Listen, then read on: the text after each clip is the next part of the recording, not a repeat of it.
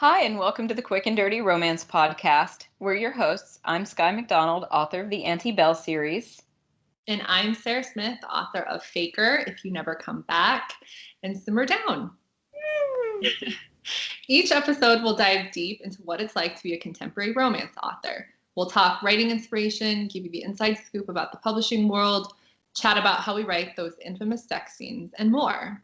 And then we'll pull out and wrap it up in 30 minutes or less, but we promise to leave you satisfied. So if you haven't already read our books, please be sure to check them out after you listen to this podcast, and also DM us with any questions or requests for future episodes that you might have. And as always, your likes, your feedback, your reviews are appreciated so much anywhere you are listening to this podcast. So today we have a lot to celebrate, and we're super excited to get into it. But I wanted to take just a second, since we are here in the month of October, and explain, for those of you who are watching on YouTube, you can see me now. I am wearing a hoodie with a jack-o'-lantern on it, and I wanted to explain that outfit, that style choice, just really quickly. Although I will defend the style choice because it's one of those running hoodies with the thumb holes in the sleeve, and if you are a runner, you know that's like the best thing. But anyway, so shameless plug here. I am doing the 5K with Gordy's Pumpkin Run this month, and I'm also fundraising for this run. I'm fundraising for Girls on the Run International, which is an organization that I don't know how any woman can't get behind, which is the Girls on the Run inspires girls to be joyful, healthy, and confident using experiences and like all kinds of athletics. Starts around, they're always looking to recruit young women before that terrible time in adolescence when our self-confidence dips and the world starts telling us what's wrong with us and how we should fix it.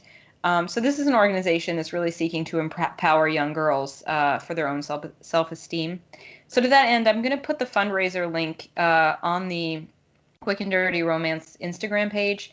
If you could throw me $3-4 towards that and just like help young women find their power, I think it would be fantastic. So that's my shameless plug. And so now I'm going to flip the spotlight. And thank you guys for all of that. But I'm going to flip the spotlight.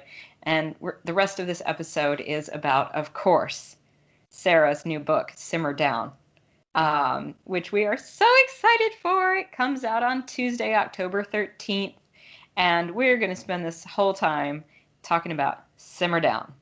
Sarah, are you thrilled? I am so thrilled. Thank you so much for the intro. And I just want to say that organization sounds amazing. Thank you for mentioning it. That's really, really awesome. And I hope people support it. And I think it's great that you're running as a part of it. Yes, I am super excited about Simmer Down. I feel like this has been a long time coming, like everything in publishing though, because everything's like a year, 2 years out, especially now because the world is still kind of out of control. So I'm just really happy that it's going to be out soon. And actually, some people have been sending me stuff on social media, like sending me pictures of it already, like in bookstores. So I think some places are putting it up early, which is great. I don't care. I get paid either way. I really don't care. So that's been really fun to see. So yeah, I am super excited to chat about it. I think, I don't know, I'll talk about what it's about first. Do you think that is a good place to start? Dive right in. Okay, so I guess, here, I can show you guys the cover. This is Simmer Down.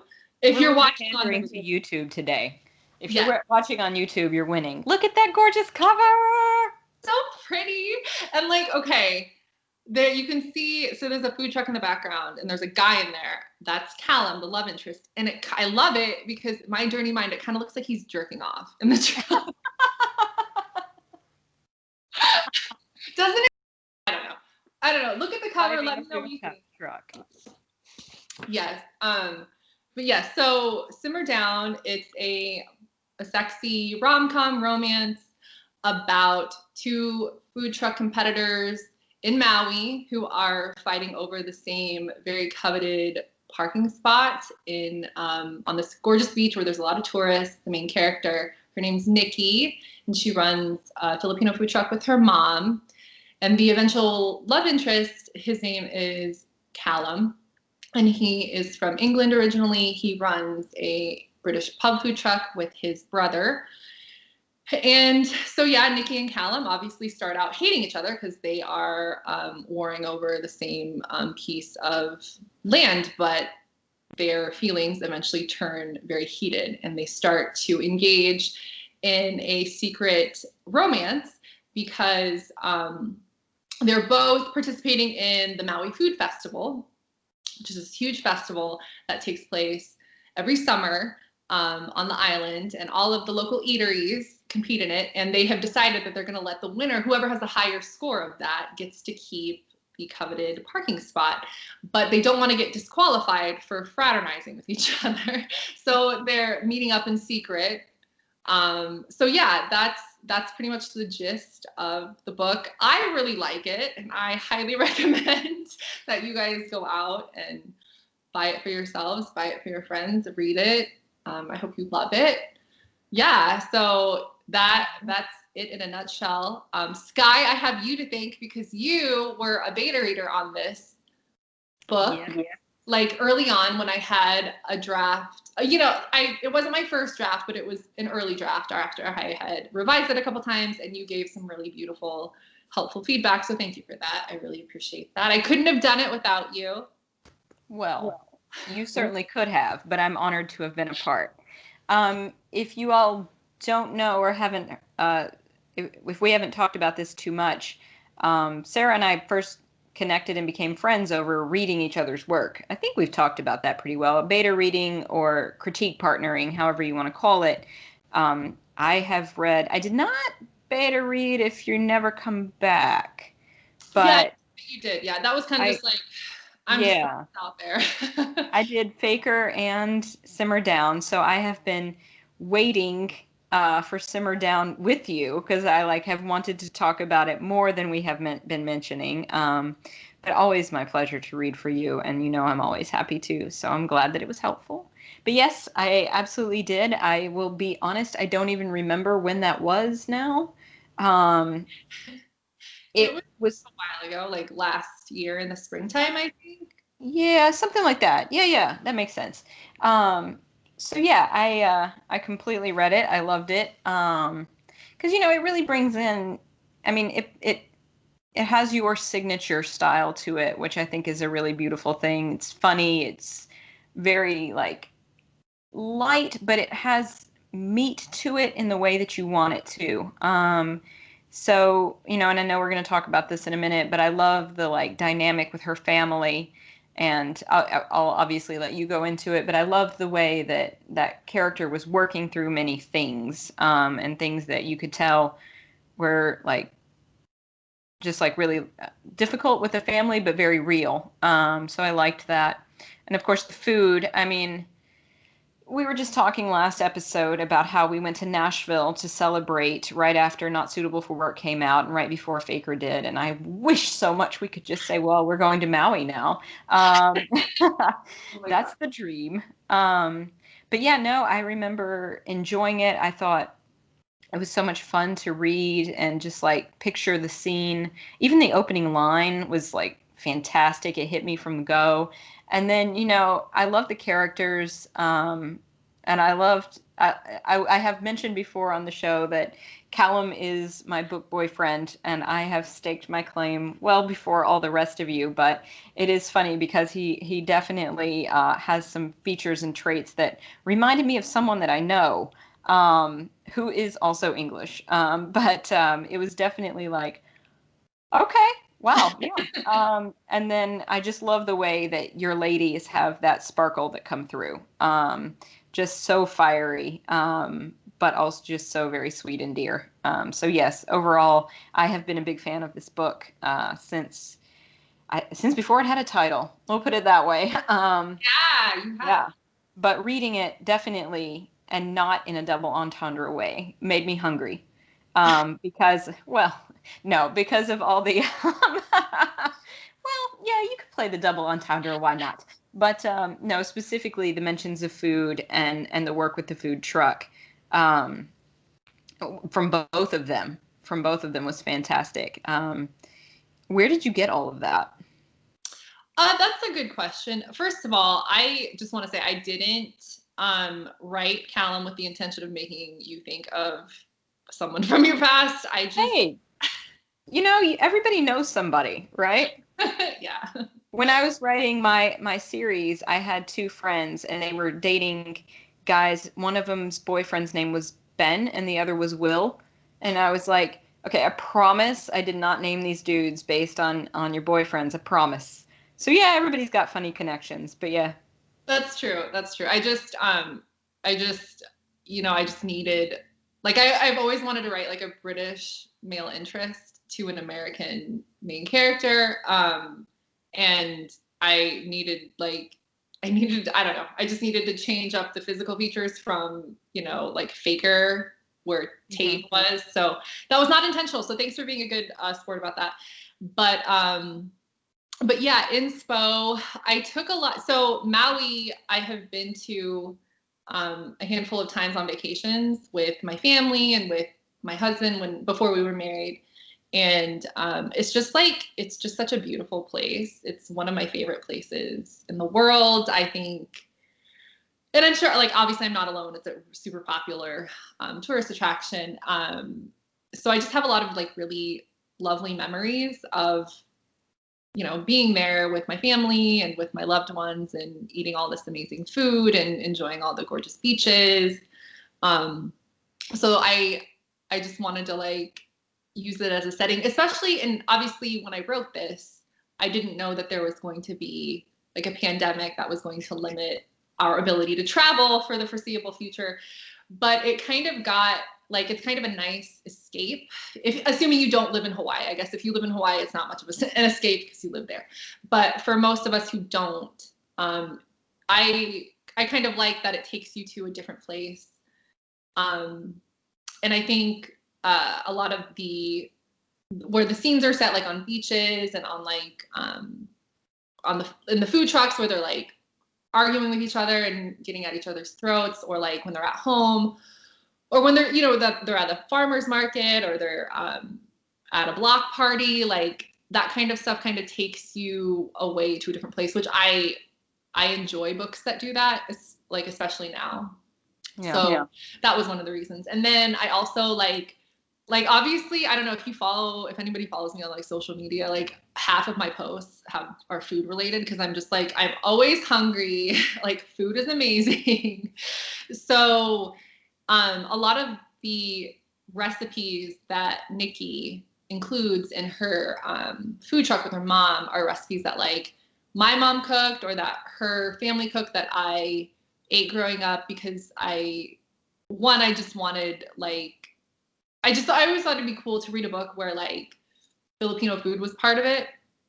And two, I just really liked the nostalgia of it. I liked reading and writing like, oh, my mom made this, or oh, I remember when my auntie made this for me or made this for us. And that was just really fun to like relive that in the context of a book. So pretty much it's just all the wacky stuff that goes on in my head, and I wanted to like write it down in a book. So yeah, that's kind of where it all came from for me. It came together beautifully. You. I think that's really cool, the way you worked the food and the family tie-in. I remember I've been thinking about this book a lot, just sort of getting excited for you to have it released and everything. And I even remember I was actually at the beach in July, and it wasn't a food truck, but it was like a food stand on the boardwalk, and it was a fish and chip shop. I was like, oh God, I gotta take a picture for Sarah right now. So I just think this book, I think it is the escape that we need. And it's really interesting to like think about the way and many people have been using books as the escape. So I think this one is absolutely going to slide right in very well with the lighthearted feel that we need. But there's more to it than that. Like I was saying, like it has got the meat on the bones, if you will, because it goes a little deeper, right? Yeah, it definitely does. And that was something that like so when I like outlined the idea for this book and I pitched it to my editor, it was just something that I was just thinking of, and I wasn't really sure like where it was going to go. So Nikki, the main character, she loses her dad. This is before the story starts. So like no characters pass away in this book. I just want to assure everybody that it's not that kind of story. So she, that's why she moves to Maui to be closer to her mom after losing her dad, because she's an only child and she doesn't want her mom to be alone. And also she feels, she wants to be close to her mom after a loss like that. So that was like a theme that I wanted to explore, because I feel like grief, loss, that's something that everybody goes through.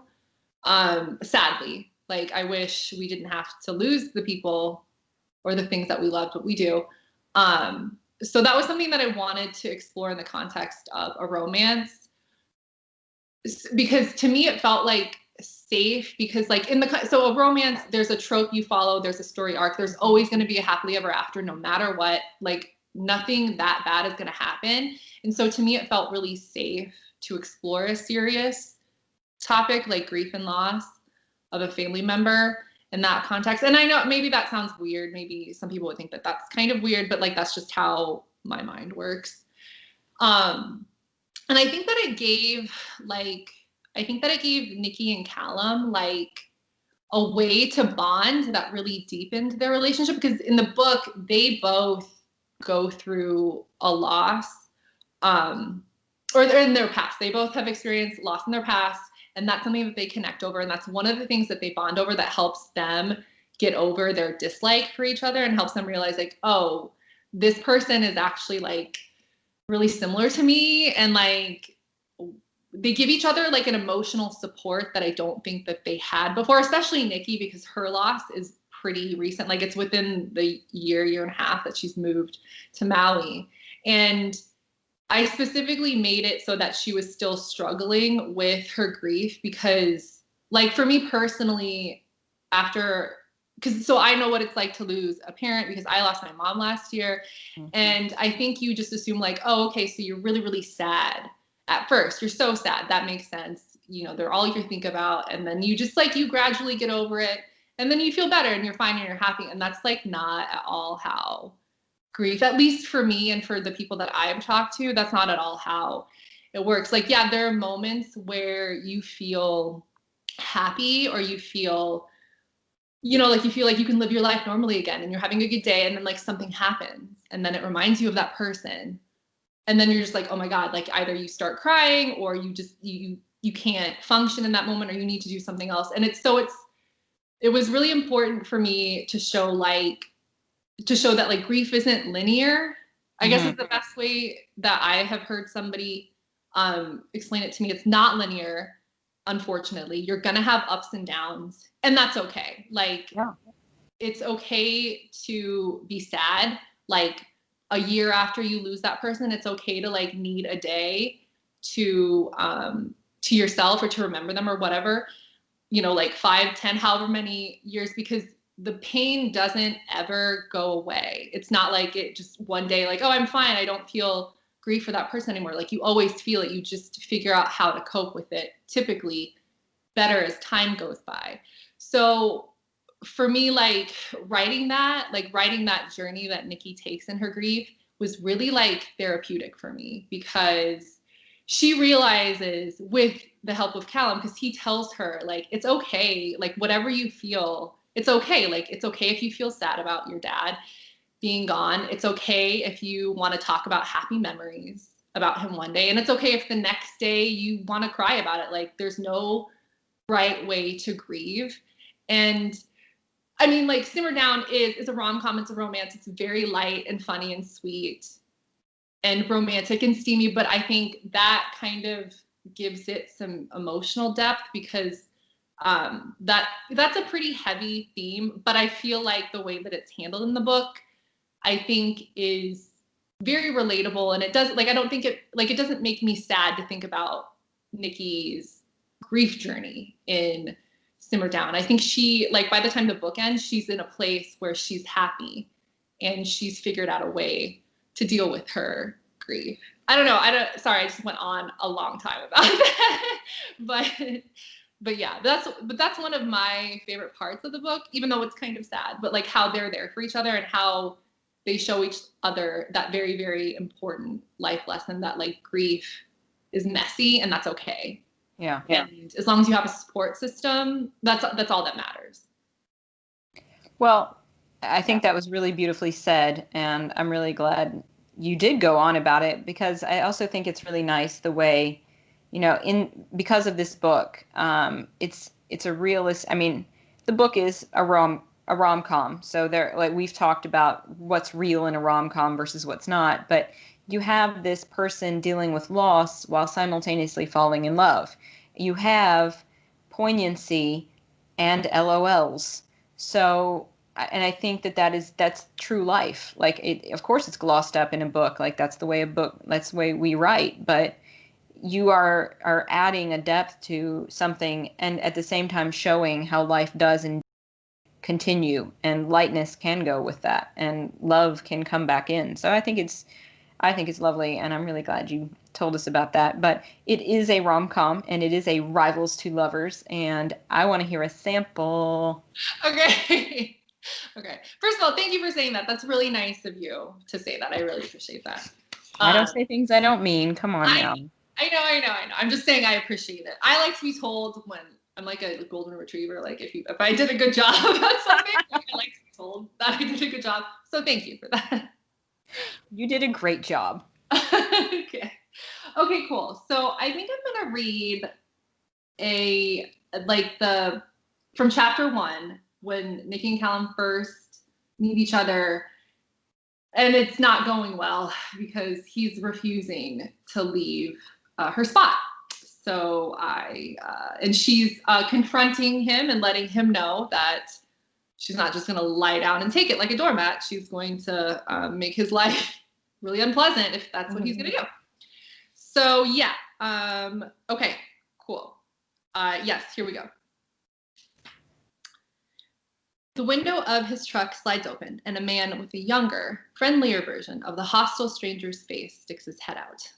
"Are you all right?" he asks, in that same melodic English accent, his own hazel green eyes glistening with concern. Sidebar, I'm not going to do an English accent because I can't do one, and that's going to ruin everything if I try. So sorry, I'm not going to do an English accent in this. "At least this one's polite." I slap my hands on the metal countertop lining the window. His shoulders jerk up. "I'd like to speak with that ball of sunshine you work with." His eyebrows jump up his forehead. He twists his head back. "Oi, Callum." Callum walks up to the window, still sporting that sour, unfriendly expression on his face. Does this guy suck on lemon wedges before engaging other human beings? When I wag my finger up at him, he doesn't even blink. The polite one does, though, before flashing him a panicked look.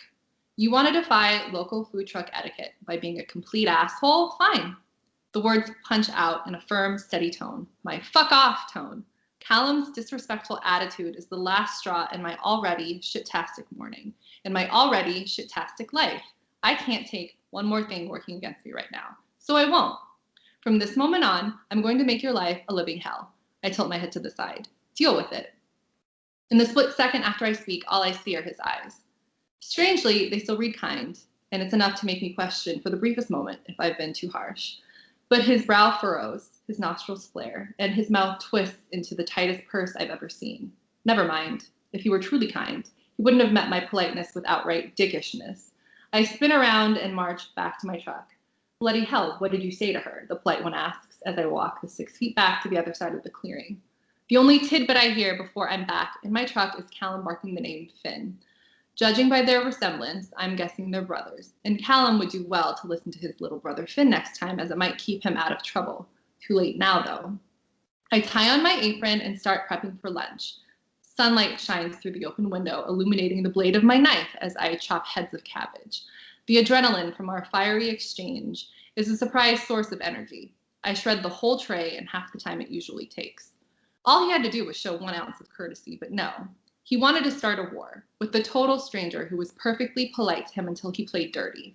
A total stranger who's been through hell this past year and a half, who is tired of ducking from the constant stream of curveballs life chucks at her. As of today, I'm done ducking. I'm fighting back. He wants a war. It is motherfucking on. Woo-wee! Wow. That was good for me. See how I did that right there?